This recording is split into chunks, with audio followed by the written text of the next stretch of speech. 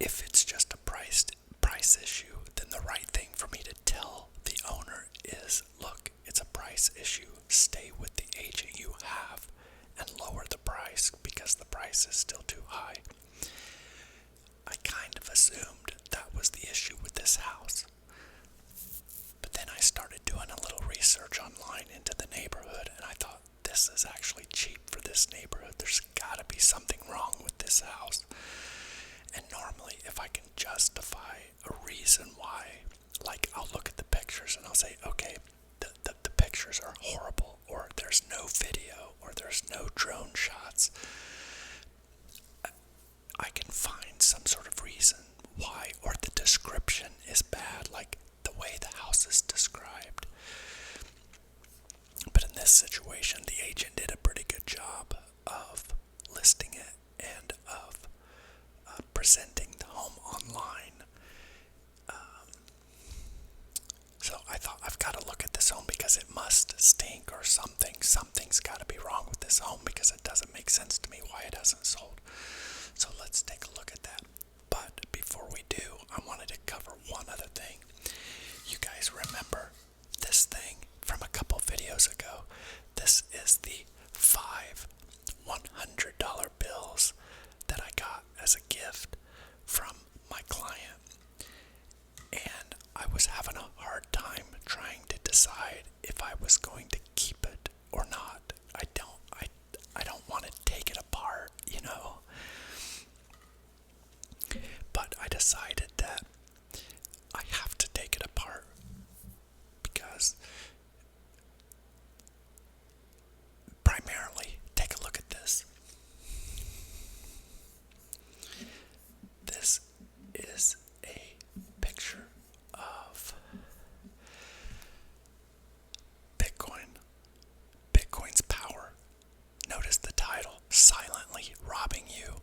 In 1980, $5 bought you a lot of groceries. In 2021, it bought you hardly nothing. And in 2030, imagine what $5 will buy you. I will bet you that in 2030, I will bet you like a Snickers bar is probably $5. Now, look in 2010, what one Bitcoin would have bought you. It would have bought you a bag of groceries. Then in 2021, what would have Bitcoin bought you? It would have easily bought you a Tesla. It got up to a high of 68,000 in 2021. And in 2030, this meme forecasts that one Bitcoin will buy you a pretty big home. Bitcoin is like right under 100,000. It hit 100,000, but then fell back. It's about 96, 97,000 right now. So if you can imagine, in 6 more years, it's highly probable that 400 or 500, maybe $1 million, it's very possible that one could be, even if it isn't put into Bitcoin, which I think would be my smartest move, even putting it in a money market account will make 4 or 5%. And so that would pretty much keep pace with inflation, because if you think about it like this, today this will buy $500 worth of stuff on January 2nd, 2025.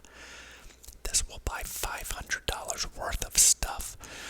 But what about if I have this in 2030? It will still buy $500 worth of stuff. But in 2030, $500 worth of stuff is not going to be what $500 will buy today, because the purchasing power of this will significantly decline. So I'm going to do the right thing with it, and I'm going to invest it. I'm going to put it in with my investments rather than just holding it in a safe or something just to look at this star. I think it's the right thing to do.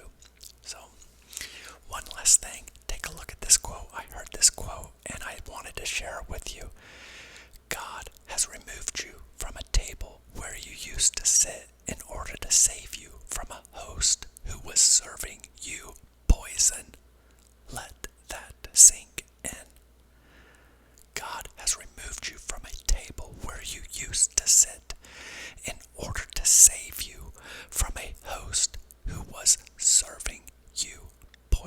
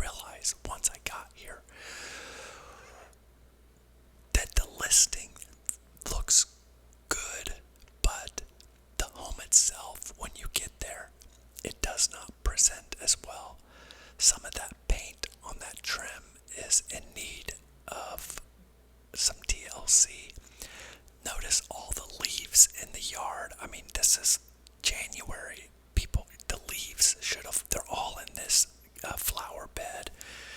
They're all throughout the yard. The sign is blown off the porch. This is a sign that says harvest. Those leaves, this is first impression. This is real estate 101. You must make a good first impression already. You're giving people a reason to kind of feel like, oh God, clean up your yard. Now, as we walk into the home, it actually feels pretty good, and this is where I noticed that it actually smells good in there. Little coat closet, but then you've got a little hole in the door, so this thing, probably kids playing and roughhousing, and it's been burgered up a little bit. Another thing, right when I walk into this room, the dark colors are love it, hate it. You either love them or you hate them, and people that hate them, it causes an aversion. The best plan to sell a home is to neutralize any dark or potentially offensive colors. Even the gray. Gray was popular for a long, long time, but it's not anymore, and this gray was not the popular gray because this is dark gray. Also, the cabinets. The cabinets are still like the builder brown cabinets. Now, brown cabinets are making a comeback, but maybe not so much that color of brown. This is like a limed up water and ice dispenser. There's some eggs in there. I'm like, the house should be empty. I mean, everything should be clean. And it's reasonable, but ultimately it's checking to see if the gas is on. Even the time flashing on the stove, I always set the time in all the homes that I present.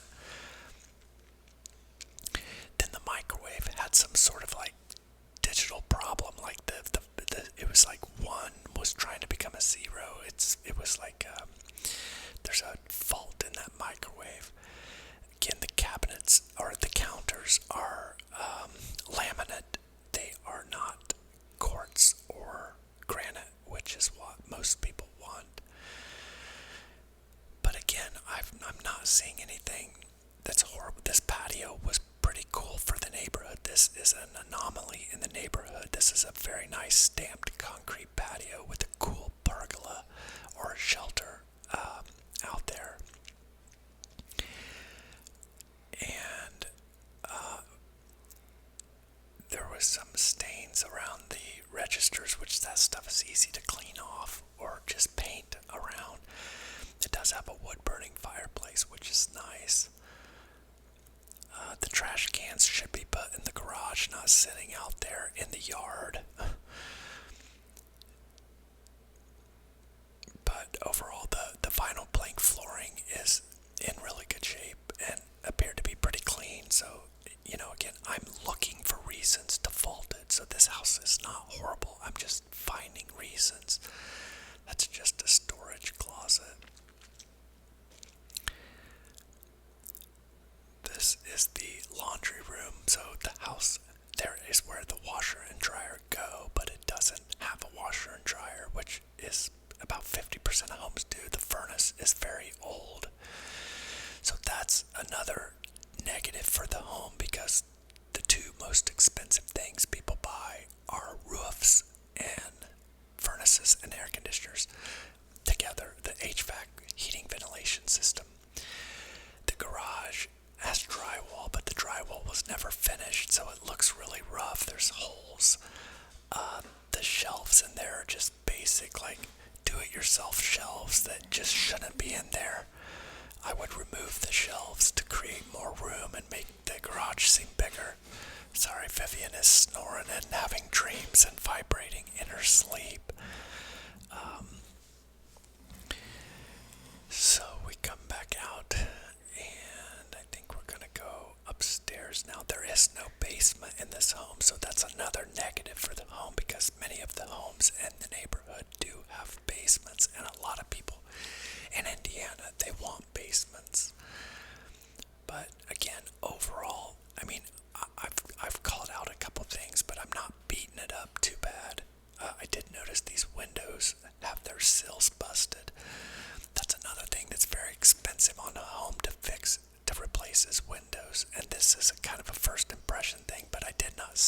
until I was actually in the home. So it isn't necessarily something that would definitely get called out.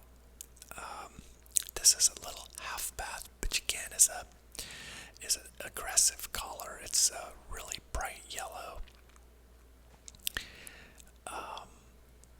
But again, something that's not horrible, but I would paint it. It's so cheap to paint this and neutralize it, and just giving people something that they don't want to do. They don't have to do it. Even this wood on the banister, the railing, I would paint this white because it's just old. It's old and it's just outdated. White is just easier to present. Everything seems brighter and cleaner. So moving on into the first bedroom, we're just gonna walk in here, check it out.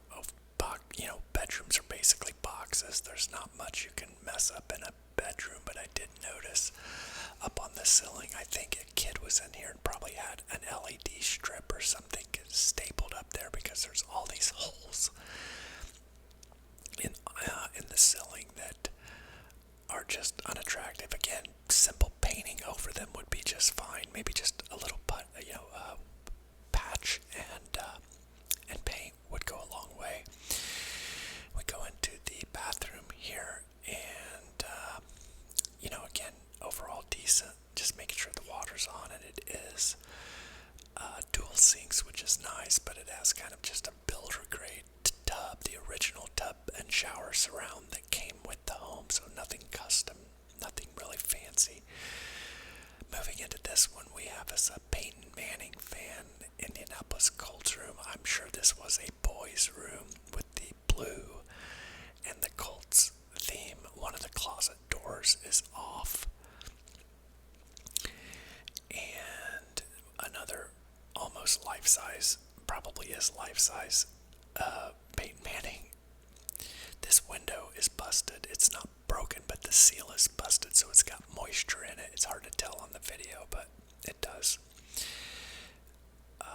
All of the smoke detectors are yellowed, like plastic over time, resins, and it looks like potentially maybe at one time there might have been smokers in here, because man, they are like mustard yellow, and they probably were white at one point in time. This is the master bedroom, often called the primary bedroom. This is the master closet. I did notice, I don't know if I show you, I turned back around to kind of show you these wires that were hanging out. Likely these were for an alarm system that was in the home at one time, but has been removed. Again, I would get rid of those wires. Just little things can make a huge difference. I don't know why I'm stopping here. I don't know why I was stopping here. Okay. I thought my video was freezing, but it wasn't. This is a second closet, which is nice because it has like a his and hers closet, which is nice for a master. Again, kind of just a dingy color in here. It's just not bright. It's not warm. It's not inviting. It's got, tile in the bathroom, but all of the counter, the tub, the shower, it's yellowish plastic, and it just doesn't look good. Linen closet, which is nice. But yeah, the counter, it's just outdated. Look at that. Look at the rust on that because of the moisture in that bathroom from taking showers and such. That's a $8 part, maybe $12 tops. But yeah, there is, again, it's just something that could spook somebody because they could see that rust and think, oh my God, that's water, and they just think maybe it just causes people's minds to wander. I know because I hear their comments when they go through a home. So I think that's just about it. We're just going to go ahead and walk down the stairs, and I think, yeah, this one is coming to an end here. But again, imagine that railing is white. It would just look much better and much more uniform. It's like they painted all of the other woodwork white. It is a nice two-story foyer. I'm trying to figure out the lights here because wires. So again, you just need to. It needs somebody. It's going to take a really tall ladder, but somebody needs to get up there and change that light bulb. There's only one bulb that works in it. I think there's two bulbs in there, but one is more in it, and it's an LED that's out, but it flickers. So obviously I beat that house up pretty bad, but again, I'm not looking for what is good. I'm looking for what is bad, because what I'm trying to do is come up with a game plan. What can I do to get this house sold? So I'm looking for what can I do without spending a lot of money. Like if I change that register and I fix that light and I put brighter bulbs throughout the house and I paint the walls, just the walls, not the ceilings, just the walls, to neutralize all those louder callers. Maybe paint the cabinets white. It just depends on budget. I can paint the whole house for about what I can paint the cabinets for, so I'm talking about the interior. The whole interior of the house would cost close to the same as just painting the cabinets, because cabinets you've got doors and drawers and the box itself and hinges, and you've got to remove things and put it back together. It takes a different type of paint to paint cabinets as well. But in the end, there's lots of little things, 2 hours on the yard, 1 day's worth of painting, switching out a few of those, cutting those before you paint. You would tuck those wires in that closet, just cover it up. If people want an alarm, they can get a new alarm. You don't need wires ran for the new style of alarms, like Simply Safe. They're all wireless systems now. So those are so outdated. Taking the Peyton Manning stuff down. Just a lot of little things, less than $10,000 I can go through and just make that house present way better, to where people walk in and they're wowed, or they see the value. But for people to go in there, and you already got to buy a furnace, the roof is getting kind of old, and now you think, I've got to paint, I've got to do this, I've got to change registers, I've got to fix those wires, I've got to, who knows what the yard looks like underneath all those leaves. I mean, as a buyer, you're adding up all your costs and expenses, and it's just like, yeah, I'll move on, let's pick another one. So that's kind of where I'm at. So the way I handled the client was, I said, look, give it another 3 weeks. It's a new year. Give it another 3 weeks. If this agent doesn't sell it, I'll take it over. So I'll keep you posted and let you know if I do end up taking that over. And if I do, I'll show you the after I go through it and get all of the right stuff done to make it ready for sale. Now let's take a look at the Bieber home. And full disclosure, this is not Justin Bieber's home. It is a home he used to rent. But let's take a look at it here. This is the article featured in this real estate journal I get. It says, futuristic UFO style home once rented by Justin Bieber, now on the market. Now this article gives a few pictures of the home, but it doesn't really show anything inside. So what I do is I found the listing for it so we can take a look at it. There was one interior photo, but the home is pretty neat looking. So let's go and actually find the listing for the home.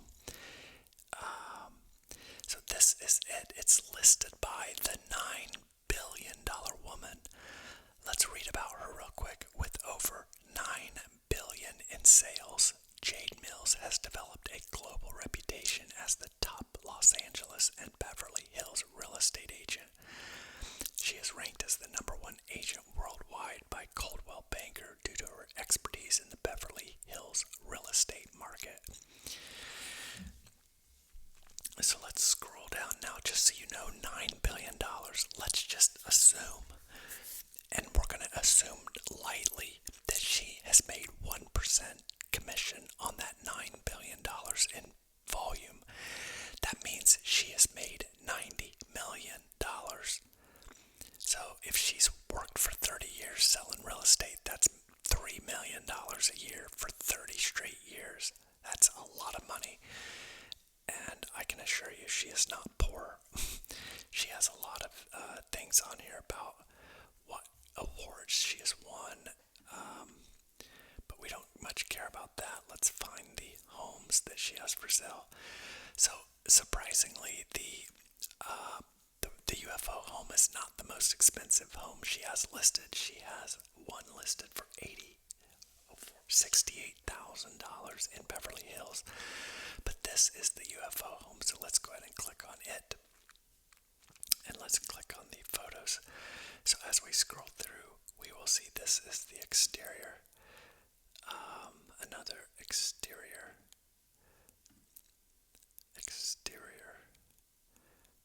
Nice landscaping around the home. That's from the inside looking out. So there are trees inside the home. I think that is so cool. It's got like that courtyard. I mean, it feels like a commercial building. This is the thing that kind of like surprises me about homes like these. Now, I like it. I like the nature inside. I do. I think it's really cool, and that view is fascinating. Yeah, I mean it's pretty. It's a pretty view, but it's an urban landscape. It's cityscape. So, I would much prefer to be looking out at that without the buildings, but that's my taste. But I still think this is pretty. This is the pool area. Another outside shot. Another outside shot. That part looks really commercial. I mean, look, that looks like a business entrance, like a mall entrance. This is a cool room.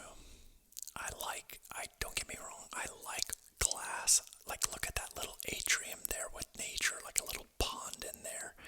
I mean, I like the glass. I like a mix of modern. Like, my house has a lot of windows, nothing like this, but I do like a touch of modern, but I also like, I like more traditional architecture too. Like, this is the kitchen, and it just doesn't feel very warm, I don't know, it just feels, it would be hard for me to feel like homey there, like just like comfy. It doesn't feel comfy to me. It feels like rigid, but I mean, I still think it's cool. Don't get me wrong. I'm not feeling sorry for whoever buys this, and I'm not feeling sorry for Justin Bieber for having to live there. There's a bedroom, probably the master bedroom, master closet. Let me see that picture again. Oh, I've got to go back a different screen. That's all right. More exterior shots, more pool shots. I don't know what is that? Like a sitting area, like a lounge area, I guess, maybe more pool. I don't know, garage. Again, that kind of looks like a parking garage, but obviously it's not big enough to be, but it just strikes me as that. More pool shots. They're proud of the pool. The pool gets the most attention here. You can see that circular area has actually got an open roof, so that those trees, that's how those trees can grow in there, because they are, they have that open air to them. So it's actually not part of the home. Or I should say it's not enclosed. I think we're getting towards maybe we're starting all over. Yeah, we're starting. It's making us start all over. Yeah. So this has no video with it. This is all just photos. But so there you go for this nice low price. I think it was, what was it, 34? Was it 34? Let's go back here. It was $34,995. $34 million. I'm 52. I've made pretty good money all my life. I mean, relatively speaking, without being like a Justin Bieber. I've been a common man, but I've made relatively good income. And I've saved, and I've been disciplined, and my house is paid for, my cars are paid for, and if I were to sell everything I own, all my investments, sell all my houses, I have a couple rental properties, and I have this home, I sell all my cars, I cash out all the money in the bank I have, as far as like cash in my checking, if I got rid of everything I owned, I would have about $5 million in the palm of my hand and the shirt on my back. So my net worth is about $5 million. I couldn't even afford the down payment on that house. And I've worked my life. I'm like 80-hour work weeks. I mean, for 30 years. I don't know. It's a different world. Now, I'm not complaining because I don't want that life. I wouldn't trade that person lives. I just wanted. I like living like I live. I like a more low-key lifestyle. And I'm not jealous of whoever lives there. I'm happy for whoever lives there if they're happy. I think it's one of the things, like a lot of people hate the rich. And I hate like greedy thieves, like people who scam, like scammy, like course sellers. Obviously, you guys know I don't like the rich people that sell their wisdom. But if, say for example, if Elon Musk wasn't trying to do everything, but just was the owner of Twitter or the owner of Tesla, and he was the guy that bought this, and we don't even really know his name, like so many rich tech guys, we don't even know who they are, but they've invented something, or they've spent a lot of years working on something, and they hit it big because they came up with a new idea, or they got a patent on some sort of amazing, like cutting edge invention they came up with. Fine. And they want to live the rest of their life out. Or let's say, for example, LeBron James, he's 40 now. Let's say he's done playing basketball. He wants to live in that house, and hey, so be it. He did what he did. I'm not a fan of paying professional athletes that much money, but it happens. Actors, Tom Cruise, he could write a check for that and not even feel it. Tom Cruise buying that house would be like me spending $50. It's like I would throw $50 in the I wouldn't, because I just want to throw $50 in the trash, but I could throw $50 in the trash and not get stressed out about it. It wouldn't faze me financially to spend $50. And that house is probably comparable when Tom Cruise or Elon or Jeff Bezos thinks about buying something like that. It's like spending $50. Sure, get it. What the hell? It's almost mind-boggling to think that, that's the disparity. But I don't like the thought of living, there are some people that would judge me and call me the rich, but again, I haven't lived like this very long. It took me to get old to be able to live like this. If you saw this house when I bought it in 2015, you would say like, ugh, you wouldn't live here. But it's blood, sweat, and tears, and making it something nice, turning something, rough into something good. And, I don't know, I just think that ultimately, I want you guys to know that a good life is possible. Living a normal life. I've preached that time and time again in my videos, but it's true. It's possible to have a good life. Maybe not UFO house good, but who really needs that life? Really, we really don't need it. So let's see what else. Let's see where we're at. time wise here.